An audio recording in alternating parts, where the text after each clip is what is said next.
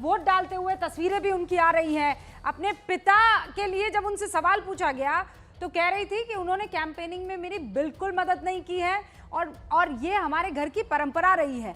माँ भी जब राजनीति में थी तो घर एकदम अलहदा था, पिता उनको सपोर्ट करते थे, लेकिन बस वो सपोर्ट भर हुआ करता था, ज़हनी तौर पर वो सपोर्ट हुआ करता था। लेकिन यहाँ एक बेटी के रूप में मुझे उनका पूरा आशीर्वाद है, लेकिन कैंपेन के लिए और यहाँ पॉलिटिकल मेरे काम और एक्टिविटी के लिए पिता का किसी तरह का कोई सपोर्ट और इधर देखिए, ये जैसा रवि बता रहे थे, हर वोटर को टीका लगाया जा रहा है हिसार के इस बूथ पर।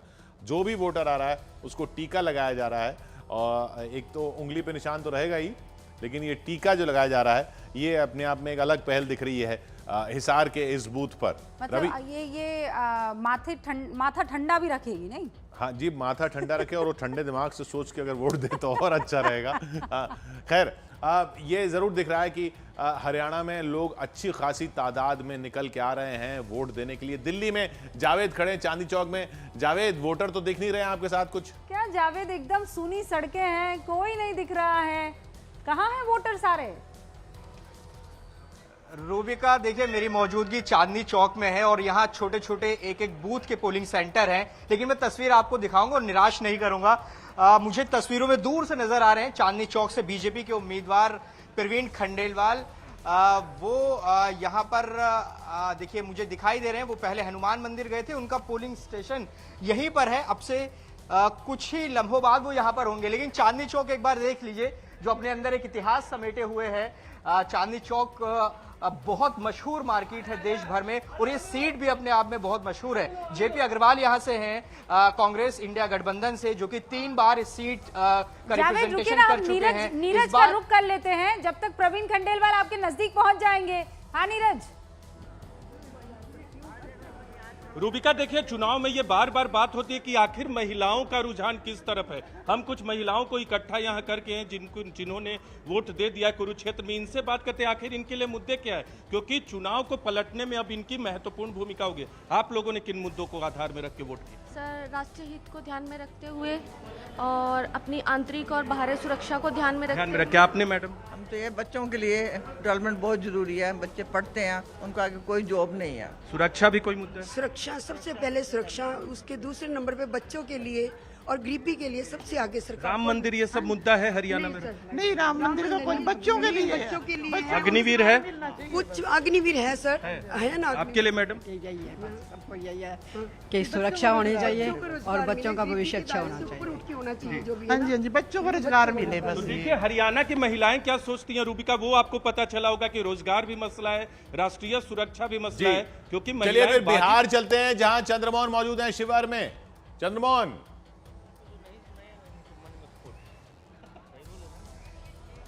चंद्रमोहन, आवाज मिल रही है? बिल्कुल किशोर, क्या वहां तो काफी भीड़ दिख रही है शिवहर में हमें? बिल्कुल, और सीधी आपको तस्वीर हम दिखाने की कोशिश करेंगे जहां पर हम अभी मौजूद हैं। ये राजकीय आदर्श मध्य विद्यालय शिवहर है। शहर का एक बूथ है जहां पर तकरीबन 9 बूथ बनाए गए हैं इस स्कूल में, और तस्वीर आप सीधे तौर पर देख सकते हैं किस तरह से लंबी लंबी कतारें सभी बूथों पर लगी हुई है और लोग इंतजार कर रहे हैं। और वहीं चुनाव आयोग की तरफ से तैयारियां भी की गई है कि अगर धूप तेज हो जाए तो जो लोग यहां पर पहुंचेंगे वोट देने के लिए उनको किसी तरह की परेशानी ना हो। कुछ लोग यहां पर वोट देकर निकले हैं बाहर, हम उनसे बात करेंगे। देखिए, एक बच्ची पहली बार वोट देकर निकली है। ये बताओ, तुम बूथ पर पहुंची हो, क्या सोचकर तुमने वोट दिया है? कि बिहार के विकास में मेरा भी कुछ योगदान हो। क्या है मन में, क्या चल रहा था, क्या मुद्दे हैं जिसको लेकर तुमने वोट किया है? यही कि हम फर्स्ट टाइम वोट दिए हैं, तो जिस भी पार्टी को हमने वोट दिया है वो मेरा वोट ज़ाया न जाए, वो विकास के लिए कुछ काम करे। तो देखिए, ये लंबी कतार, किस तरह से लोग खड़े होकर इंतजार कर रहे हैं अपने बारी का, क्या सोचकर बूथ तक पहुंचे हैं, क्या मन में चल रहा है? वोट देना है देश के लिए। क्या वोट देना है? नरेंद्र मोदी को जिताना है। नाम नहीं लेना है, क्या सोचकर वोट देने के लिए पहुंचे हैं? जी, वोट देने का पहुंचे हैं, लमचैन साहब को देंगे। देखिए सीधे तौर पर लोग लेकिन ये भी खुशी कह की रहे हैं बात कि ये किनको है वोट कि देने के लिए लंबी पहुंचे हैं। कतारें हालांकि हैं, लंबी तादाद में कतारें लोग बिहार वहां में पर दिख रही पहुंचे हैं, हुए हरियाणा हैं। में दिख रही हैं, दिल्ली में तो अभी वीआईपी चेहरों की कतारें दिख रही हैं। आम लोग निकल के आए तो अच्छा लगेगा लोकतंत्र में। दिल्ली में भी लोग निकल के आए, वोट दें, जरूर दें। छोटा सा ब्रेक यहां पर हम ले रहे हैं। दिल्ली की 7 सीटों पर आज वोटिंग है।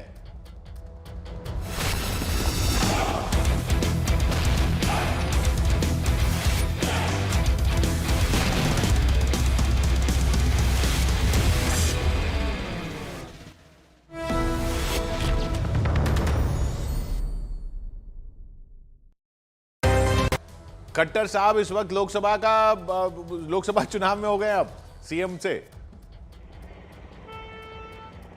देखिए बिल्कुल करीब 9.5 साल मुख्यमंत्री खट्टर रहे और अब 9.5 साल के बाद अब वो लोकसभा के उम्मीदवार यहां पर बना दिए गए। एक बड़ा फेरबदल हरियाणा में कुछ दिन पहले ही देखने को मिला, जहां सीएम पद या सीएम चेहरे को बीजेपी ने चेंज किया और अब करनाल से खट्टर मुख्यमंत्री पद पर वो 9.5 साल रहे। अब वो लोकसभा के उम्मीदवार बीजेपी की तरफ से। वहीं कांग्रेस ने यहाँ पर एक युवा चेहरे बुद्धि राजा को उतारकर मुकाबले को रोचक बना दिया, क्योंकि जितने बुजुर्ग मनोहर लाल खट्टर है उतने ही युवा कांग्रेस का प्रत्याशी है। तो ऐसे में बड़ी कड़ी फाइट बताई जा रही है। हालांकि अगर करनाल की बात करें 2019 की, तो करीब 70% के करीब वोट बीजेपी प्रत्याशी को मिले थे और देश भर में दूसरी सबसे बड़ी जीत करनाल की मानी जा रही थी। केवल 19% वोट कांग्रेस प्रत्याशी को मिले थे। तो ऐसे में उस अंतर को पाटना कांग्रेस के लिए बड़ा चुनौतीपूर्ण होगा और शायद ये बहुत बड़ी बात आप यतेंद्र कह रहे हैं। और यही जो दिख रहा है ना कि जब विपक्ष की तरफ से कहा जाता है कि नहीं हम बहुत मजबूती से लड़ रहे हैं, लेकिन सीट्स देखिए आप, करनाल जैसी सीट, जैसा यतेंद्र ने बताया 70% वोट मिला था पिछली बार बीजेपी को, कांग्रेस को 19%। तो अगर मजबूती से भी लड़ रहे हैं तो मार्जिन कम करने के लिए लड़ रहे हैं या जीतने के लिए लड़ रहे हैं, क्योंकि वो फासला बहुत आगे है, बहुत 19 और 70 बहुत आगे। आशिका हमारे साथ जुड़ी हुई है मेदिनीपुर से। किस तरीके का पश्चिम बंगाल में वहां मुकाबला है, त्रिकोणीय है या आप समझ रही हैं कि नहीं क्लियर फाइट इस वक्त नजर आ रही है? और पीछे मुझे कुछ महिलाएं भी नजर आ रही है चबूतरे पर बैठी हुई, मतलब इंतजार। बिल्कुल महिला बूथ ही है, अंदर ले चलते हैं आपको, तस्वीरें दिखाते हुए आपको ये बताते हैं रूबिका कि पहले तो ये बता दूं कि आप गर्मी की चिंता कर रही हैं, लेकिन पश्चिम बंगाल है ना, वो चक्रवाती तूफान का इंतजार कर रहा है। आज हो सकता है बारिश भी हो जाए चुनाव के दौरान फिलहाल। लेकिन 8 सीटें जहां पर चुनाव आज है वो भाजपा का बिल्कुल कोर इलाका माना जाता है। एक घाटाल को छोड़ दे तो बाकी सभी भाजपा के पास है। टेक्निकली 2 टीएमसी के पास है, लेकिन वो शुभेंदु अधिकारी के परिवार की सीटें हैं, जो कि शुभेंदु अधिकारी के आने के बाद भाजपा में ही दोनों नेता, उनके पिता और उनके भाई आ चुके हैं। तो उन दोनों सीटों पे भी नंदीग्राम में परसों हिंसा हुई, वो भी तस्वीरें आपको याद दिला दूं। आज कैसा रहेगा चुनाव, क्योंकि पश्चिम बंगाल में हिंसा का जो इतिहास है वो भूल नहीं सकते हम। तो आज ये तस्वीरें कैसी रहेगी ये देखना है। शुभेंदु अधिकारी के इलाके में चुनाव है, दिलीप घोष के इलाके में चुनाव है। हालांकि दिलीप घोष लड़े बर्दवान दुर्गापुर से हैं, लेकिन ये उनका मिदनापुर, ये उनकी सीट रही है, ये उनका इलाका रहा है। तो Agnimitra Paul celebrity fashion designer और उनके सामने एक्ट्रेस जून मालिया, मुकाबला दोनों के बीच।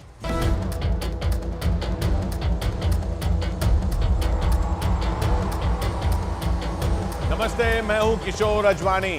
नमस्कार, मेरा नाम है रूबिका लियाकत। लोकसभा चुनाव